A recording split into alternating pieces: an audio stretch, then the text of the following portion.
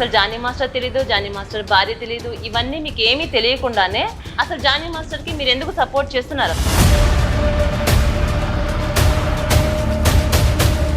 ఒక ఇష్యూ ఏదైనా జరగవచ్చు, జరగలేదు, నేను క్యాస్టింగ్ కావచ్చు లేదు, లేకపోతే ఇండస్ట్రీ చాలా చక్కగా ఉంటుంది నేను అనట్లేదు. ఇష్టపడి మైనర్ అని వెళ్ళేటప్పుడు తల్లికి తెలియదా అని అడుగుతున్నా, తల్లి లేదా అని అడుగుతున్నా, తల్లి దగ్గర నుండి పంపించేటప్పుడు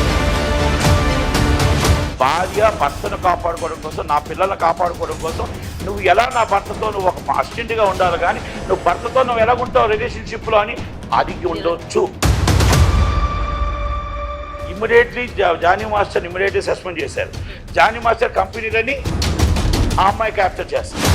అంటే ఇస్ ప్లాంట్ కాదా, దీంట్లో కుట్రకోణం లేదా, ఇష్టం వచ్చినట్టు పెట్టారు కంప్లైంట్. అందరినీ తీసుకెళ్ళి లోన్ వేస్తే చర్లపల్లి జైలులో మేము షూటింగ్ చేసుకోవాలి. ఇక్కడ తప్పు జరుగుతుంది, కష్టకాలంలోకి ఇండస్ట్రీ వెళ్ళిపోతుంది. తమ్మారెడ్డి భరద్వాజ్ డ్రామా ప్లే చేస్తున్నారు అని మీరు అంటున్నారు. అసలు ఎందుకు ఇలా అంటున్నారు?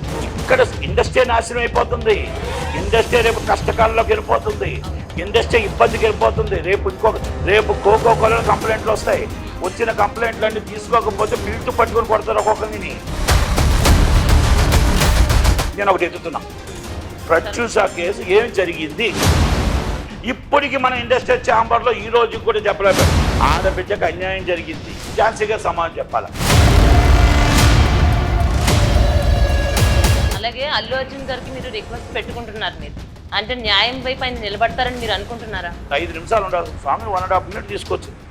మళ్ళీ ఏమండి 1.5 మినిటే వచ్చిందంటే అమ్మ నా డబ్బులు నాకు సంబంధం లేదు, 5 నిమిషాలు మీరు తీసుకురావాలి అంటే అప్పుడు జానీ మాస్టర్ గారు ఏమన్నారంటే నా రెమ్యూనరేషన్లో నా డబ్బుల్లో మీకు నేను కట్ చేసుకొని నేను ఇస్తాను, ఇది బయటకు చెప్పకంటే అమ్మాయి భవిష్యత్తు నాశనం అయిపోతుంది. అంటే ఆయన జనసేన పార్టీలో ఉండటం వల్లనే ఈ కుట్ర పన్నుతున్నారు, ఇలాంటి జరగడానికి కారణం కూడా అదే అయి ఉండొచ్చు అంటున్నారు.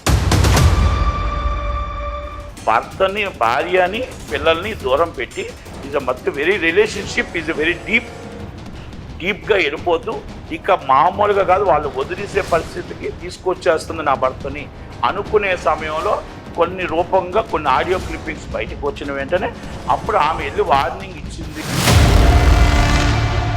ఒక మైనర్ అమ్మాయిని తీసుకొచ్చి ఆ అమ్మాయిని రూమ్లో జానీ మాస్టర్ రూమ్లో పంపించింది ఎవరు అయ్యుంటే, అత్యాచారం జరిగి ఉంటే అవన్నీ ఎవరు అనేది ఇవన్నీ కూడా కుట్రకోణం బయటపడాలి, వాళ్ళందరి మీద కేసు పెట్టాలి. చట్టం అదే చెప్తుంది. నేను నీకు ఇచ్చాను, నువ్వు నాకేమిస్తావు, నువ్వు నాకు ఇవ్వు అని చెప్పేసి అడిగితే ఎవరెవరా నువ్వు అడగడానికి చెప్పుతో కొట్టు, చెప్పు తీసుకొట్టు, నిజాయితీ నీతి నీకుంటే చెప్పుతో కొట్టు, నిజాయితీ నీతో లేకపోయినప్పుడు మాట్లాడకూడదు, ఇంకా మాట్లాడకుండా మానేయాల.